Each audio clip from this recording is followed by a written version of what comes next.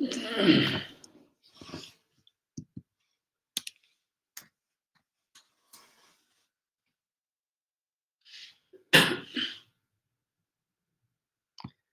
बात है! आज बहुत कम लोग हैं भाई। Good evening Shreya, Vishnu and Himashri. मैंने फ्राइडे की छुट्टी करने को कहा था, आज के लिए नहीं कहा था।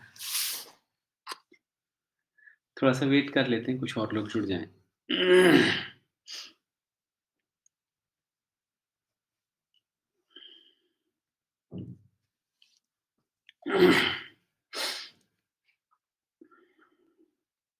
Good evening Shaheen.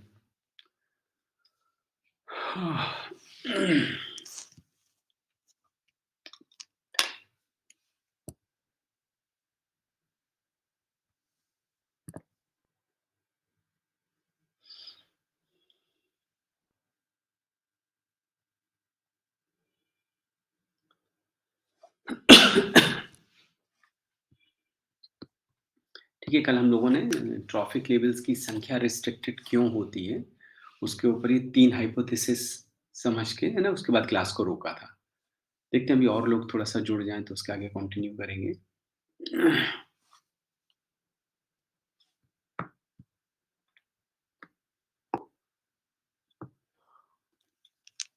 Good evening आस्था, गुड इवनिंग आयुषी।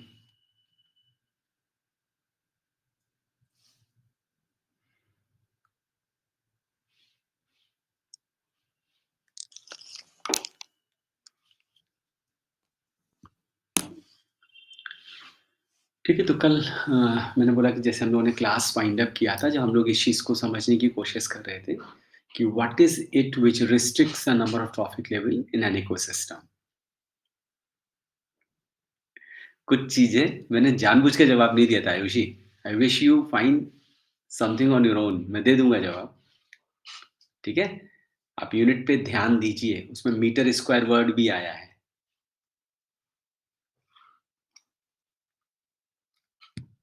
सुना आपने? पर, -1 का मतलब पर होता है। अपॉन को -1 करें, जैसे ग्राम पर मीटर स्क्वायर अगर नीचे है तो जब ग्राम देखो, आप ऐसे भी लिख सकते हो, मैं समझाने के लिए बता रहा हूँ, ऐसे भी लिख सकते हो या ऐसे लिख दो, तो दोनों का मतलब सेम होता है।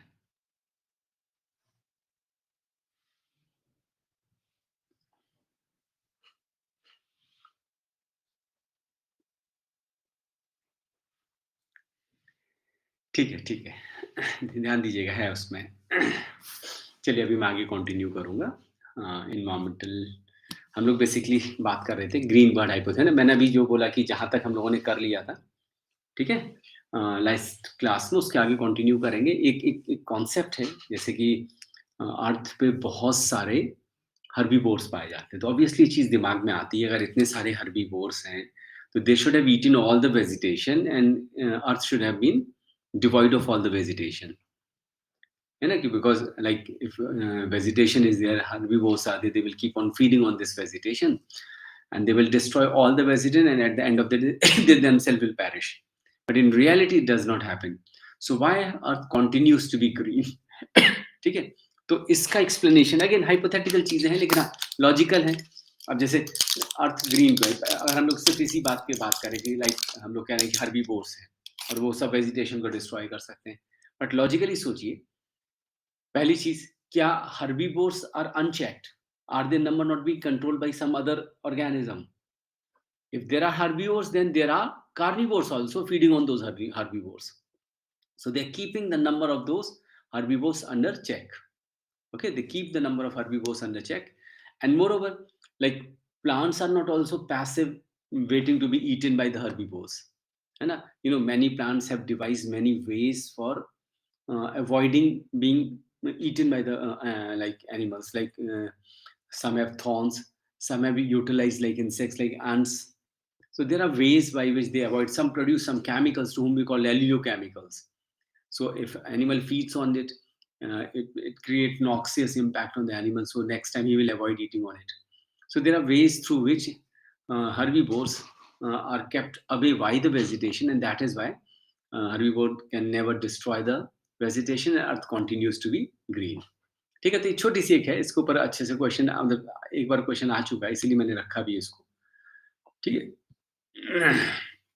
नेक्स्ट हम लोग बात करते हैं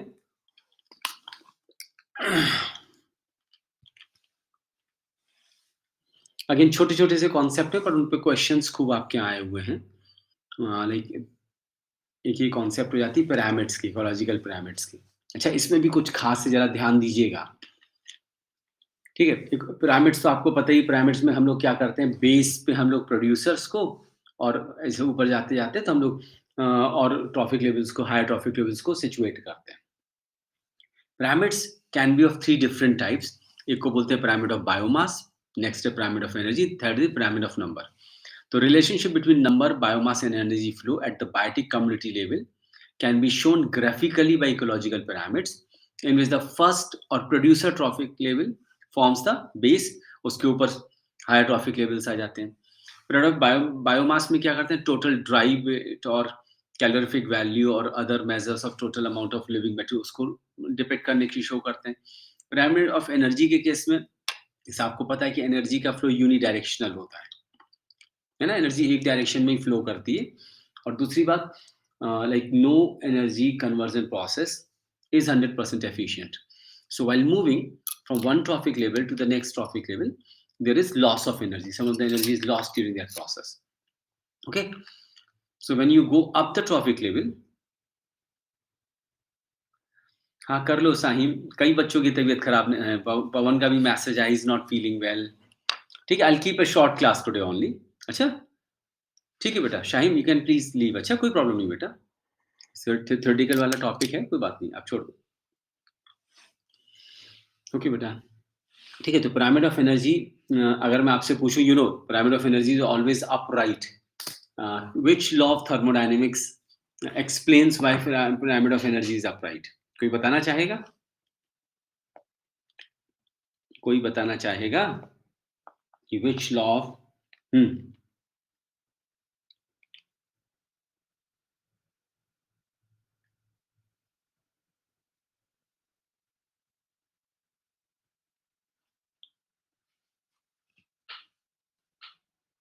यस, बिल्कुल सही, second law of thermodynamics which says no energy transfer process is 100% efficient. So while moving from one trophic level to the next, there is loss of energy. ठीक है, बिल्कुल सही है।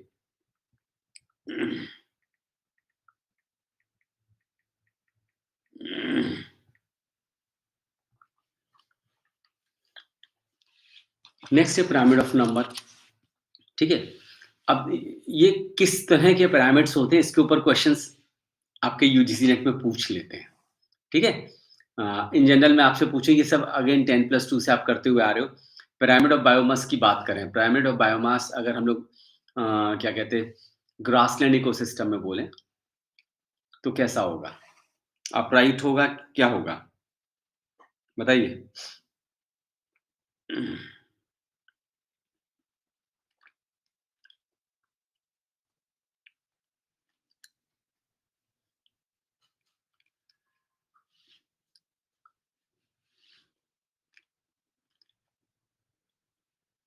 ठीक है, छोटी छोटी चीजें हैं।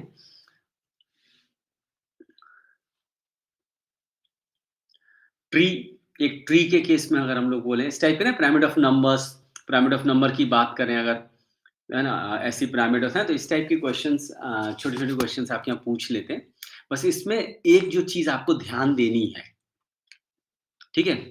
एक जो चीज़ आपको ध्यान देनी है वो पिरामिड ऑफ बायोमास में ओशियंस में विंटर्स के समय, ठीक है? सबके पास बुक है, अपने आप पढ़िए पहले।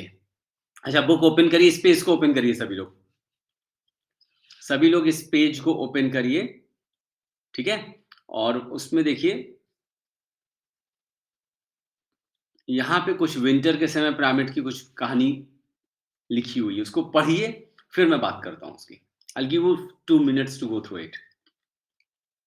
अच्छा, सब लोग इस पोर्शन को रीड करिए, देखें क्या समझ में आता है आपको।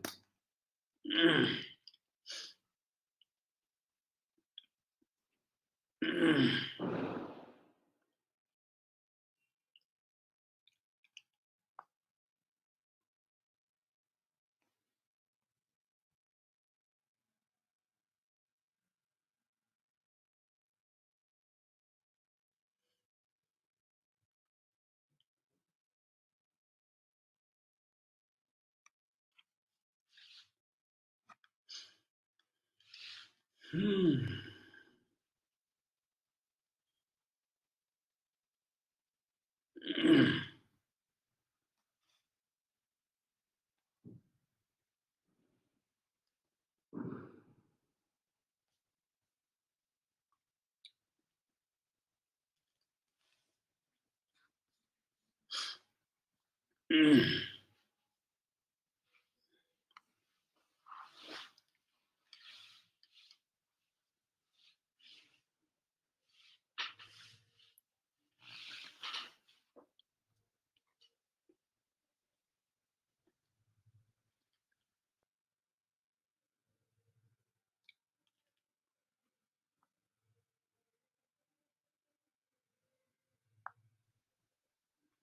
आयुषी, जो आपने पॉइंट रेज़ किया ना बेटा, वो मेरे ख़्याल से प्रिंटिंग एरर है। देखिए आगे उसी में पर यूनिट लीफ एरिया में पर ईयर लिया, ऑब्वियसली पर ईयर के उसमें मेज़र करते हैं, ठीक है ना? और यहाँ पे वो केवल डॉट रख गया है। It should have been slash, ठीक है? आप सही कह रहे हो बेटा, ठीक है? जो आपने स्क्रीनशॉट भेजा है, वहाँ पे स्लैश होना चाहिए। It should have been gram per metre square, या तो year to the power minus होना चाहिए था, और there should have been a slash. अच्छा, तो ये कुछ मेरे ख्याल से प्रिंटिंग मिस्टेक हुआ है, ठीक है? थैंक यू, मैं इसको सही करा लूँगा।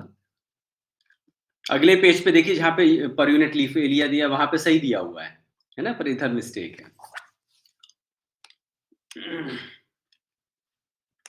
ठीक है, ये मिला कुछ आपको ख़ास यहाँ पे देखने को, कि नॉर्मली डोंट, हाँ, I understand Ayushi, you are correct, ठीक है? अभी मैंने देखा है कि आप भी समझ सकते हैं कि आप एक चीज़ पढ़ रहे हैं ना, तो आप तो उसमें फँसे हैं। मैं दिन में बहुत सारी चीज़ें करता हूँ, और इनफैक्ट अभी जब आपका क्लास स्टार्ट हुआ, आपने देखा होगा 3-4 मिनट पहले ही मैंने एक यूट्यूब पे वीडियो रिलीज़ किया है, जो मैंने अभी जस्ट शूट किया है। ठीक है ना? तो थोड़ा-सा चीज़ें बिज़ी होती हैं मेरे लिए, ठीक है? You are correct. हाँ, चलो आ जाओ इस वाले पॉइंट पे, देखो यहाँ पे कुछ खास है ना इस वाले में, मिला सबको कुछ? Normally you expect pyramid of biomass to be upright. You need more of producers, है ना? So that they can provide enough of food for the herbivores and vice, है ना? But in some cases, you see, especially during winters, open ocean के case में, winters के case में, it gets inverted, and it looks quite illogical. How come a lesser biomass of producer can sustain a bigger biomass of consumers? क्यों भाई, ये चीज़ strike कर रही है आपके दिमाग में? ये चीज़ स्ट्राइक कर रही है ना? मतलब कि कैसे लेस बायोमास प्रोड्यूसर्स का हायर बायोमास कंज्यूमर्स को सस्टेन कर सकता है। उसकी वजह भी थी, that occurs because of the higher turnover of producers, ठीक है? तो हायर टर्नओवर मतलब they are being produced at a very fast rate, तो despite being consumed by the herbivores, all the time enough of producers are being produced, so they are able to sustain that. हाँ, dry wait से क्या मतलब हुआ? निधि, मैं समझा नहीं। हम लोग यहाँ पे बात क्या कर रहे हैं, कि देखो यूनिट जो भी आप अप्लाई करो, वो सबके लिए अप्लाई हो रही है, तो उससे फ़र्क नहीं पड़ रहा निधि। यहाँ पे ध्यान, बस हम लोग जो जो जो पॉइंट यहाँ पे हम लोग कह रहे हैं कि lesser biomass of producer, bio pyramid के बॉटम पे क्या होता है, बेस पे क्या होता है, प्रोड्यूसर्स होते हैं, ठीक है? एक पर्टिकुलर सीज़न, हम लोग विंटर्स की बात कर रहे हैं, उस समय ये चीज़ देखने को मिली है कि less biomass of producers is able to sustain greater biomass of consumers, for the reason that these producers have a very high turnover rate. So despite they being consumed by the herbivore, ठीक है, lot of them are being consumed, but at the same time enough of them are being replenished, so overall they are able to maintain that high greater biomass. ठीक है, तो ये explanation है इसका, assertion reason में इसके ऊपर question design किया जा सकता है, ठीक है? कि इन विंटर द पिरामिड में be inverted as in English Channel, this is possible because the rate of production of phytoplankton is much higher than zooplankton. Phytoplankton have a relatively short lifespan and they can reproduce quickly. You know? The small phytoplankton is standing crop. The total biomass in an ecosystem at any point in the time processes large amount of energy. Also, the phytoplankton have very little structural biomass. ये तो शुरुआत से मैं कहता जा रहा हूँ, and can be completely consumed. Much biomass at the higher trophic level is associated with non-digestible skeletons. ठीक है, तो इस पॉइंट पे जरा ध्यान रखिएगा, क्योंकि देखिए पेपर सेटर भी जानना चाहता है ना कि आप एक्सेप्शंस को कितना जानते हो। ठीक है, तो एक ये है जो पिरामिड में थोड़ा-सा डिफरेंट हो जाता है, और एक चीज़ मैंने आपसे जो पूछी थी, which of the following pyramid is known as Eltonian pyramid? Charles Elton has given pyramid of number, उसको ध्यान रखिएगा। Pyramid of number was basically proposed by Charles Elton, उसके बाद pyramid of biomass, pyramid of energy की चर्चा होने लगी। तो इस चीज़ को ज़रा ध्यान रखिएगा। ठीक है, क्लियर है सबको?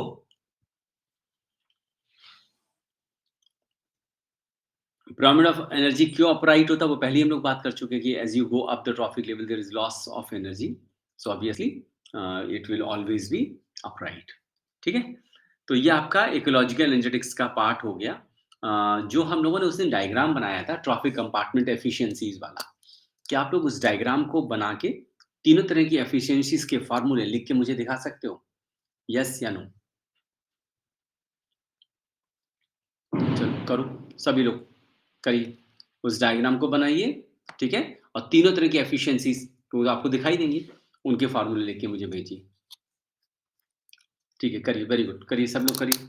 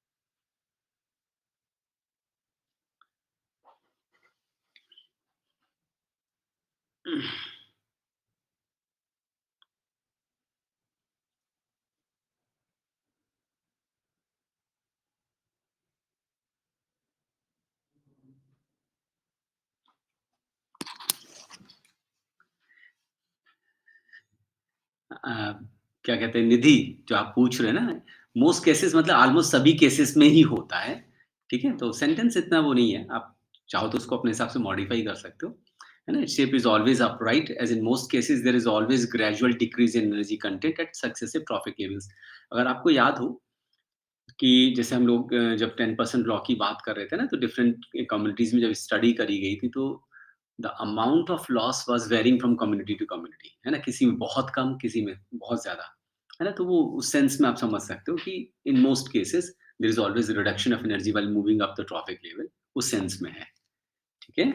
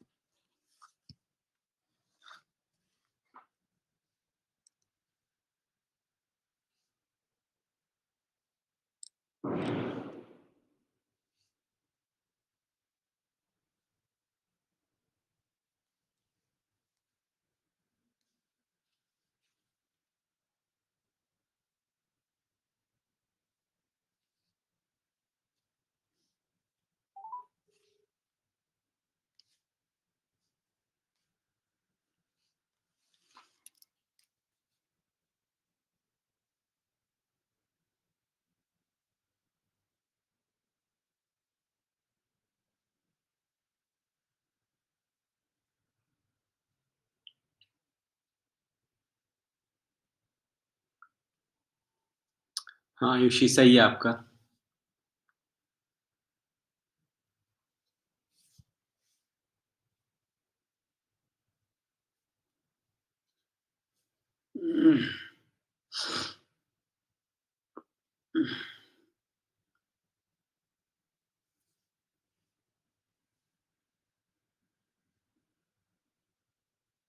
ठीक है, हिमाश्री।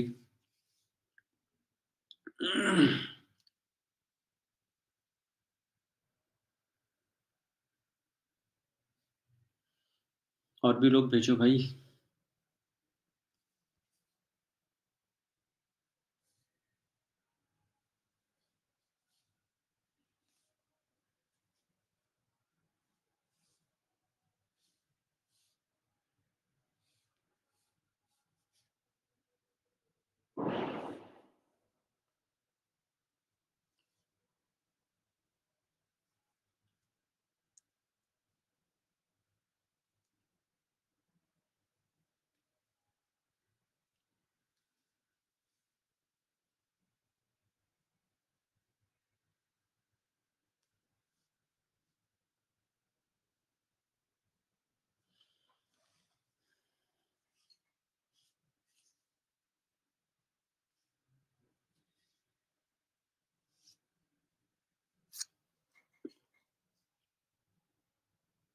यस, आस्था आपका भी ठीक है बेटा। है ना? देखो फ़ॉर्मूले आपको याद नहीं करने डायग्राम अगर समझ है, तो कोई भी एफिशिएंसी पे बेस्ड क्वेश्चन्स अगर डिज़ाइन करते हैं, तो आपको याद नहीं करना पड़ेगा।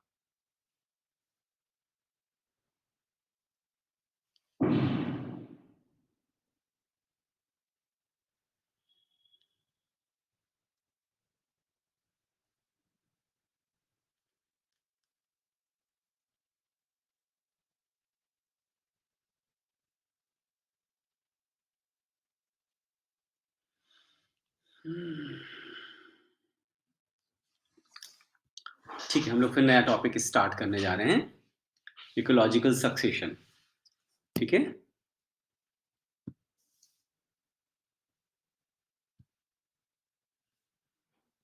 हुँ। ठीक है, इकोलॉजिकल सक्सेशन अगेन ये एक बहुत ही सिंपल सा टॉपिक है और ये टॉपिक में कुछ चीज़ें मैं आपको पढ़ाऊँगा। हाँ, ये मैंने आयुषी का भी देखा, आयुषी ने भी डायग्राम बनाने में आलस किया था और केवल्यू ने भी क्या करा है छोटा-सा ट्री बना दिया। यार, शुरुआत में देखिए उसकी ब्रेड्थ ज़्यादा है ना और एंड आते-आते ब्रेड्थ कम होती जा रही है। वो इंडिकेटिव है कि शुरुआत में इतनी ज़्यादा एनर्जी अवेलेबल थी, बाद में इतनी कम बची है। ठीक है? जो अगर डायग्राम बना रहे हैं, तो थोड़ा-सा उस चीज़ का ध्यान दीजिए, वो ऐसे नहीं कर दिया गया है।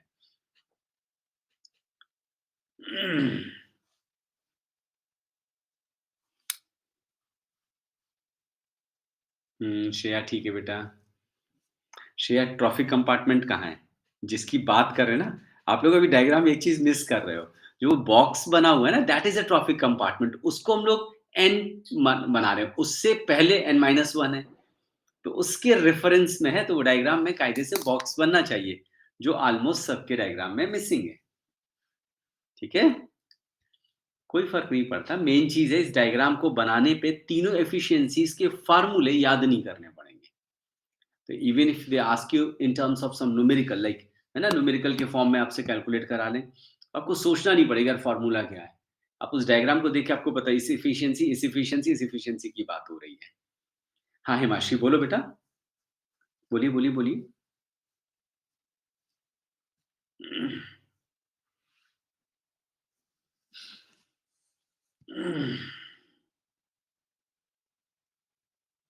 नहीं बेटा, देखो यूट्रोफिकेशन का मतलब क्या होता है? एनरिचमेंट। यूट्रोफिकेशन 2 तरीके का होता है, एक नेचुरल, एक cultural. Natural is something we are not worried about, cultural which is excessive is what we worried about. Algal bloom is an outcome of eutrophication. Eutrophication is the enrichment of water body which leads to excessive growth of cyanobacteria, blue-green algae. And this excessively growing blue-green algae, they cover the water body and fully do not allow sunlight to penetrate to the bottom of the water body. That condition is known as algal bloom. The eutrophication is the enrichment of water body, and algal bloom is the outcome of that. Okay, Mashri? अभी ठीक है? ठीक है, चलिए आगे continue करते हैं। तो मैं बोल रहा था कि इकोलॉजिकल सक्सेशन के इस टॉपिक में मैं बहुत सारी चीज़ें आपको नहीं पढ़ाऊँगा, लेकिन जो मैं पढ़ाऊँगा वो आपने नहीं पढ़ी होंगी। तो जो मैं नहीं पढ़ाऊँगा वो आपको अपने आप पढ़ना होगा किसी भी बुक से, कोई भी एक बुक से आप उसको रेफ़र कर लिया। जैसे कि नॉर्मल जो सक्सेशन की प्रोसेस होती है ना, वो न्यूडेशन और कैसेस वो पूरा जो रहता है, उसको। उसके अलावा एग्ज़ाम्पल्स ऑफ सक्सेशन जो होते हैं, है ना? Example like aquatic water body में इस तरह के क्वेश्चन डिज़ाइन कर सकते हैं कि they can give you name of 4 plant species and they ask you in what order they will appear during the course of succession. ठीक है? तो कोई भी एक स्टैंडर्ड बुक आपके पास जो भी हो, उसमें जो मेजर नाम है, जो खास जो वेल नोन नेम्स हैं, एटलीस्ट उनको याद कर लीजिए। अगर कोई पेपर सेटर उस पे क्वेश्चन बनाएगा ना, तो वो मेजर किसी एग्ज़ाम्पल को लेके बनाएगा। ठीक है? तो ये आप अपने आप एक कागज़ पे करके अपनी बुक में चिपका लीजिएगा। अच्छा, ये मैंने बुक में नहीं डाला है, ठीक है? जो मैं पढ़ा रहा हूँ वो थोड़ा-सा होगा जो आपने शायद ना पढ़ा हो।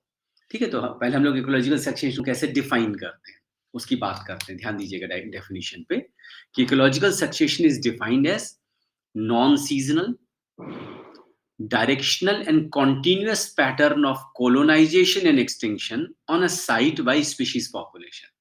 ठीक है? ये जो सीज़नल चेंज होते हैं, they are not counted in ecological succession. Okay? Ecological succession is a nonseasonal, directional and continuous pattern of colonisation and extinction. यानी एक स्पीशीज़ आएगी, फिर वो एलिमिनेट होगी, दूसरी आ जाएगी, फिर पहली वाली गायब हो जाएगी, तीसरी आ जाएगी, ऐसे करके कंटीन्यूअसली स्पीशीज़ टर्नओवर होता रहता है till you start with a pioneer community and you end with a complex community which is most stabilized ecosystem. ठीक है? which is what we call climax community, ये जो most complex structure लेके आती है।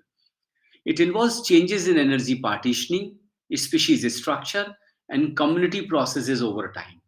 ठीक है? ये चीज़ें अभी हम लोग बात कर रहे हैं, एनर्जी पार्टीशन, एनर्जी की वैल्यू कैसे चेंज होती है, स्पीशीज़ स्ट्रक्चर वो कैसे चेंज होगा, है ना? यहीं पे हम लोग लाइफ हिस्ट्री स्ट्रैटेजी में अगर आपको याद हो, आरएनके सिलेक्शन हम लोगों ने पढ़ा हुआ था।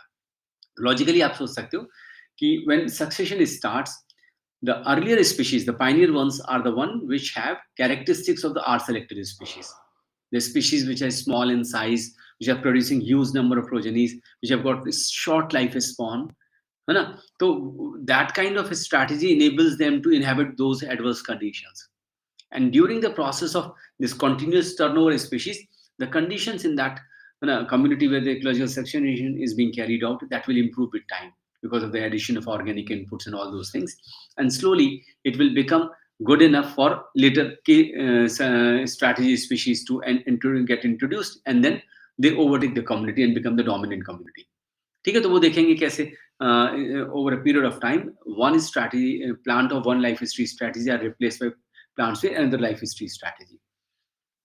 The whole sequence of communities that replace one another in a given area is termed the seer. वो सभी स्पीशीज कम्युनिटी एक दूसरे को रिप्लेस करते हैं, उसको हम एक सीयर बोलते हैं। And the relatively transitory community during succession are termed seral stage. सबको मिला के सीयर बोलते हैं, एक पर्टिकुलर कम्युनिटी को हम लोग सीरल स्टेज बोलते हैं और developmental stage. The initial seer stage is termed pioneer stage, while the terminal stage or the mature stabilized system is the climax stage. Then it starts with the pioneer, ends with the climax stage. अभी आगे जब हम लोग पढ़ेंगे तो देखेंगे there is a group of ecologists, है ना, a school of ecologists this does not believe in the concept of climax community. क्योंकि देखिए आज के समय में जब हम लोग क्लाइमेक्स कम्युनिटी की बात करते हैं, so we think as if succession starts at this time interval and ends at this time interval. But in reality does succession ever stop? आप सोचिए, क्योंकि earth is surviving, life forms are always evolving. So what do you think to be climax community in a certain time span, like in a period of 100 years, you feel as if the community which has reached, occupied that particular ecosystem is the one which is the climax community. But अगर आप इसको 500 साल के time interval पे सोचो, तो one which you consider today as the climax community in this kind of when a scale becomes a transitory community, a particular serial stage. Further बड़ा life spawn ले लो तो जो अभी के वो बाद में, तो इस तरह से एक स्कूल ऑफ थॉट है इकोलॉजी का which says there is nothing like climax community, ऐसा कुछ भी नहीं होता है, they do not believe in the concept of climax. ठीक है, evolution and succession would have been same at the time of initial evolution. निधि और थोड़ा सा प्रिसाइज करो क्वेश्चन को, I am not getting what actually you are trying to ask, थोड़ा सा और प्रिसाइज होके बोलो। evolution and succession would have been same at the, क्योंकि इवोल्यूशन जो है वो बहुत बड़े टाइम स्केल पे काम करता है, सक्सेशन एक छोटे टाइम स्केल पे काम करता है ना? इवोल्यूशन बहुत बड़े टाइम स्केल पे काम करता है। हाँ, देखो सक्सेशन की कॉन्सेप्ट अपने आप में इसीलिए तो कंट्रोवर्शियल हो जाती है, जो मैंने अभी आपसे बोला उस सेंस में, है ना? देखो और इवोल्यूशन, अगर आप बात करो बेटा, इवोल्यूशन एक अलग चीज़ हो जाती है। इवोल्यूशन में बहुत सारी चीज़ें इन्वॉल्व हो जाती हैं। सक्सेशन और इवोल्यूशन आप ये नहीं कह सकते पर से they are the same things, ठीक है? और आउटकम्स आर डिफरेंट, ठीक है? तो वो अलग प्रोसेस हो जा रही है। इवोल्यूशन को हम लोग एक अलग प्रोसेस के फॉर्म में लेके चलते हैं और इकोलॉजिकल सक्सेशन में हम लोग बेसिकली बेसिकली देखो, इकोलॉजिकल सक्सेशन आप देखो कम्युनिटी इंटरैक्शन से इंपॉर्टेंट हो जाते हो। इवोल्यूशन एक पर्टिकुलर स्पीशीज़ के टर्म्स में आप बेसिकली बोलते हो, ये स्पीशीज़ कैसे इवॉल्व हो रही है। अच्छा, तो वो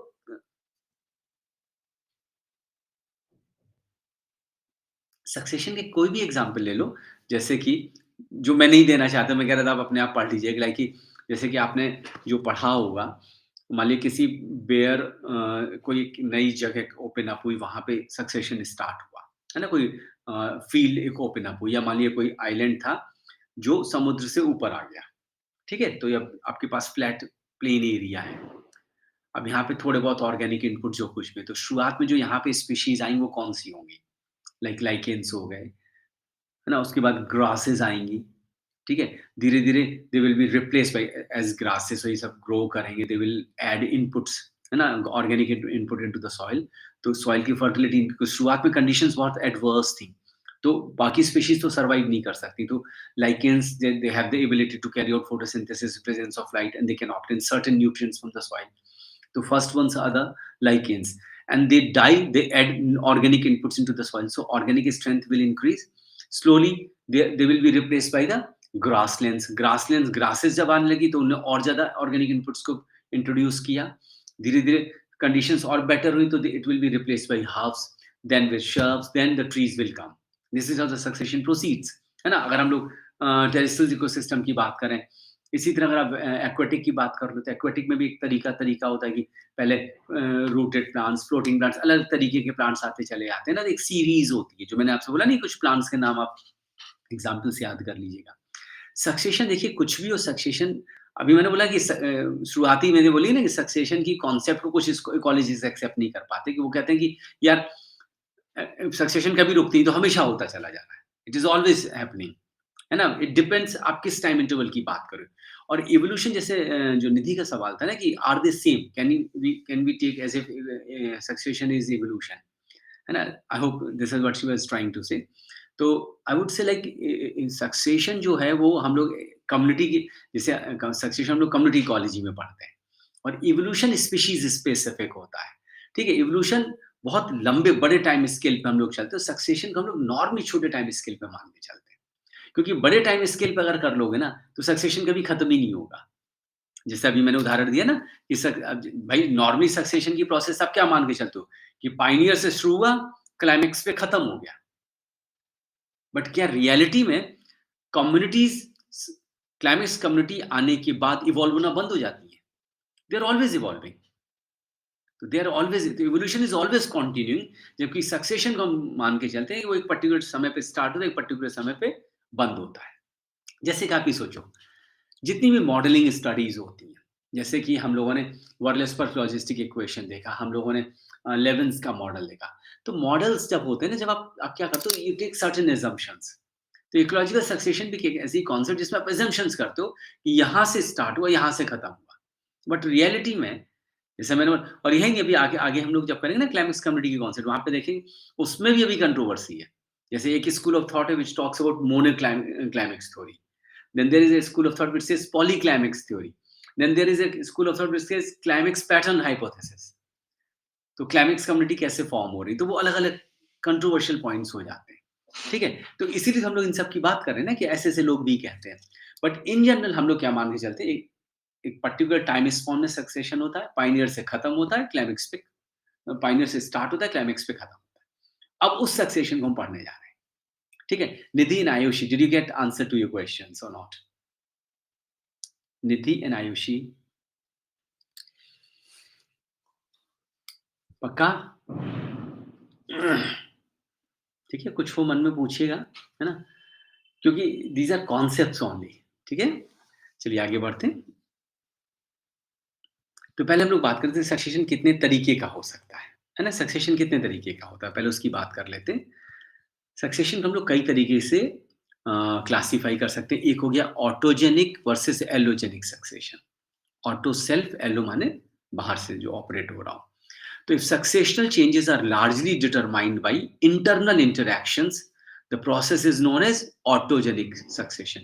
जब इंटरनल फैक्टर्स की वजह से सक्सेशन ऑपरेट हो रहा हो, यानी जिस कम्युनिटी में रहने वहां पे कंडीशन, अब मान लीजिए वॉल्केनिक आइलैंड्स बचा, वॉल्केनिक इरप्शन के बाद एक आइलैंड इवॉल्व हो गया ओशन में, तो जब वो शुरू में बनेगा उसकी कंडीशंस कुछ और होंगी, फिर वो धीरे धीरे चेंज होगा, और उस चेंज को अडॉप्ट करते हुए नई स्पीशीज वहां पे ग्रो करेंगी। तो ये एक तरह से आपका हो गया ऑटोजेनिक सक्सेशन का एग्जांपल। एलोजेनिक सक्सेशन कहाँ पे क्या हो गया, जहाँ पे एक्सटर्नल फैक्टर्स ऑपरेट कर रहे हैं। मान लीजिए एक फील्ड है जहाँ पे अच्छी खासी मान लीजिए fertility and everything is there. अब वो फील्ड जो है एक ऐसे रिवर के आसपास है जिसमें फ्लडिंग होती है। तो इस फील्ड के सक्सेशन की प्रोसेस को क्या रिवर फ्लडिंग इन्फ्लुएंस नहीं करेगी? यस या नो? रिवर फ्लडिंग जो है दैट विल इन्फ्लुएंस। तो इसकी वजह से सक्सेशन का जो फेट है वो चेंज हो जाएगा।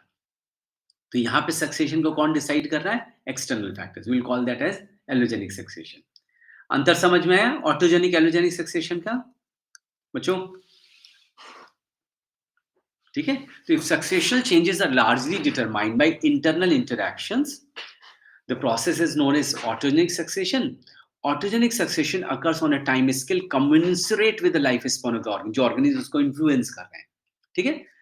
On the other hand, if outside force in the input environment, such as a storm and fire, regularly affect or control changes, there is allogenic or externally generated succession. Allogenic succession operate on a time scale commensurate with the time scale of the disturbance. वो factor कब तक काम कर रहा है, ठीक है? जबकि इंटरनल में जो स्पीशीज उसको इनहेबिट कर रही है, वो चूंकि इन्फ्लुएंस कर रही है, तो वो कब तक एक्टिव है, कब तक उनका लाइफ, वो डिसाइड करेगा। Autogenic and allogenic successions are not mutually exclusive है। ये तो ऑब्वियस सी बात है कि कोई भी सक्सेशन प्योरली ऑटोजेनिक या प्योरली एलोजेनिक नहीं हो सकता, है ना? ऑटोजेनिक में भी एक्सटर्नल फैक्टर्स कुछ ना कुछ रोल प्ले करेंगे, तो इंक्रीजली ज्यादा इंपॉर्टेंट कौन रोल प्ले करा, उसके बेसिस पर लोग डिफाइन करते हैं। अच्छा, देखो इनने बचाव के लिए लास्ट वाली लाइन डाल दी है ना? कि बच्चा कैसे करे, ऑटोजेनिक एलोजेनिक काम नहीं कर रहा, नहीं उन्हें करता है भाई, वो भी करता है, लेकिन ज्यादा कौन कर रहा है? ऑटोजेनिक, इसलिए हम उसको ऑटोजेनिक बोल रहे हैं। इंटरनल फैक्टर जब ज्यादा मेजर रोल प्ले करें तो ऑटोजेनिक बोलेंगे, और external factor major role play कर रहे हैं स्पीशीज स्ट्रक्चर को चेंज करने में, तो उसको हम एलोजेनिक सक्सेशन बोलेंगे।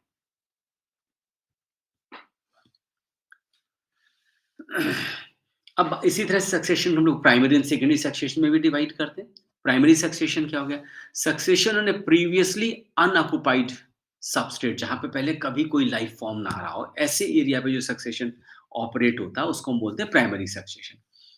Where is succession starting on a site previously occupied by another community, और किसी ऐसी साइट पे सक्सेशन है जहां पे पहले कम्युनिटी रहती थी, but that community is lost for some reason, है ना? जैसे सपोज़ कोई वोल्केनो के नज़दीक में कोई गाँव कुछ भी है ना? तो अगर वोल्केनो के नज़दीक के एरिया के पास वोल्केनिक इरप्शन के दौरान वहाँ पे सब स्पीशीज़ खत्म हो गई। अब सपोज़ वहाँ पे जब दोबारा कंडीशंस नॉर्मल हुई, तो वहाँ पे फिर से स्पीशीज़ ग्रो करेंगी। बट चूँकि वहाँ पे ऑलरेडी पहले स्पीशीज़ ग्रो कर चुकी हैं, जिसकी वजह से वहाँ पे ऑर्गेनिक अमाउंट होगा, है ना?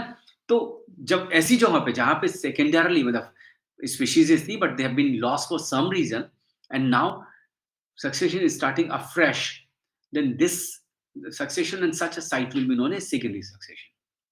अब logically सोचिए, if I ask you, rate of succession will be greater in case of primary succession or secondary succession? किसके केस में rate of succession ज्यादा होगा?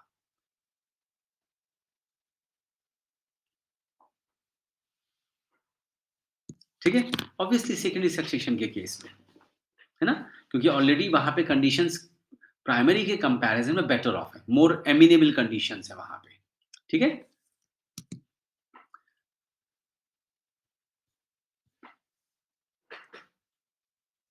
नेक्स्ट हो गया autotrophic and heterotrophic succession. In autotrophic succession rate of production is more than rate of respiration.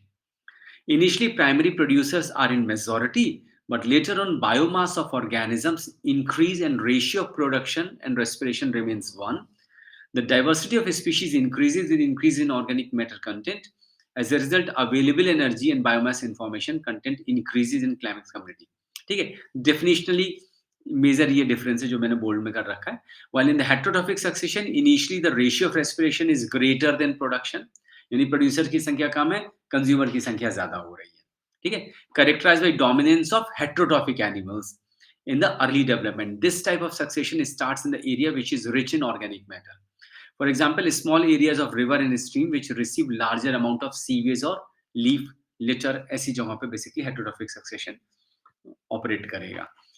इसी तरीके से एक और तरह का क्लासिफिकेशन हम लोग इसके लिए यूज करते हैं जिसको बोलते हैं प्रोग्रेसिव एंड रिट्रोग्रेसिव सक्सेशन।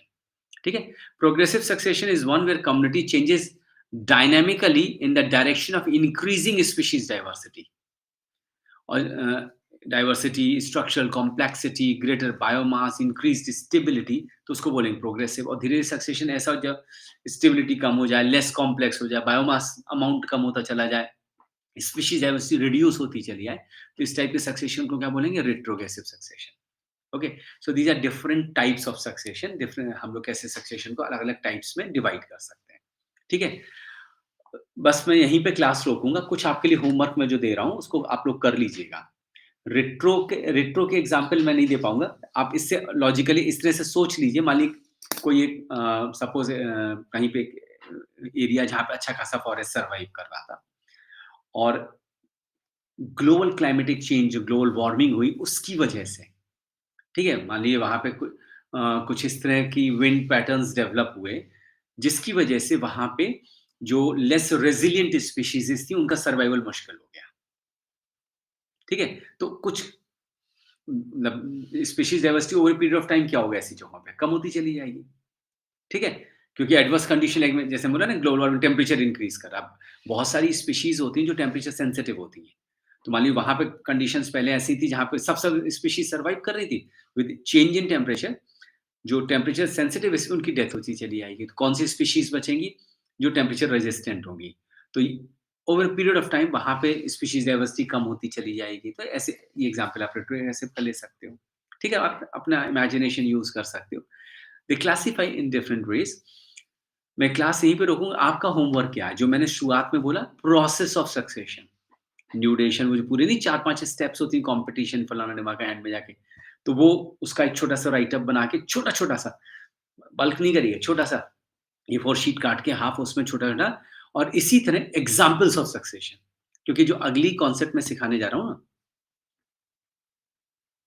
ये टेबल बहुत इम्पोर्टेंट है। ठीक है? तो ये मैं अगले क्लास में करूँ जब सभी लोग शामिल रहेंगे। ठीक है ना? तब कर लेंगे, तब तक आपके पास समय जो लोग मेरे से अभी नहीं पेस बना के नहीं चल पा रहे थे, तो आपके पास फ्राइडे, सैटरडे, संडे 3 दिन का समय है ना? इकोलॉजी का पूरा रिवीजन अच्छे से कर लिए, रिकॉर्डिंग्स हैं ही आप लोगों के पास। दूसरी चीज़ जो मैंने क्या बोली होमवर्क में आपको कि और मैंने आपको एक और काम दिया था यार एज़ोला इवेंट पढ़ा आप लोगों ने? What was Azolla event? मिला कुछ, है ना? कि कैसे अर्थ जो एक बहुत ही हाई टेम्परेचर प्लैनेट हुआ करता था, because of increase in excessive biomass of azolla, which are a kind of pteridophytes, what happened? They extracted so much of carbon dioxide from the atmosphere that the global mean temperature declined to such an extent that Earth became a livable planet because of that azolla biomass, है ना? तो उसको बोलते हैं azolla event. ठीक है, ऐसे ही कुछ पढ़ा आप लोगों ने? जो मैंने बताया कुछ ऐसे ही पढ़ा था? ठीक है? तो छोटा-सा राइट अप उसका भी लिख लेना यार, कभी कहीं वाई-वाई में कोई पूछ ले आपसे, ठीक है? जो मैंने होमवर्क दिया उनको कर लीजिएगा, कागज़ पे चिपका के उसमें बना लगा लीजिएगा। अच्छा बुक में ये सब मैंने बार-बार बोला कि सब कुछ बुक के आस-पास रहेगा, ताकि जब भी आपको उठाना तो आपको एक जगह पे सब कुछ मिल जाए। ठीक है? आज का क्लास हम यहीं रोकेंगे। कुछ बच्चों की तबीयत भी खराब है, उन लोगों ने मैसेज करके मेरे को बोला था। ठीक है ना? तो हम लोग मंडे को मिलेंगे। ठीक है? मंडे को टॉपिक वाइंड अप हो जाएगा। ट्यूसडे से मैंने नई डेट ऑफिशियली अनाउंस करी थी, उस दिन से हम लोग बायोडायवर्सिटी वाले एरियाज़ में एंटर करेंगे। ठीक है? तो इकोलॉजी का मेजर पोर्शन हो गया, बायोडायवर्सिटी का पोर्शन हम लोग उससे स्टार्ट करेंगे। ठीक है बच्चों, बाय-बाय, गुड नाइट। 3 दिन यूटिलाइज़ कर लेना प्लीज़, है ना? जो कुछ भी पढ़ा उसको अच्छे से यूटिलाइज़ कर लेना। ठीक है, बाय-बाय, गुड नाइट।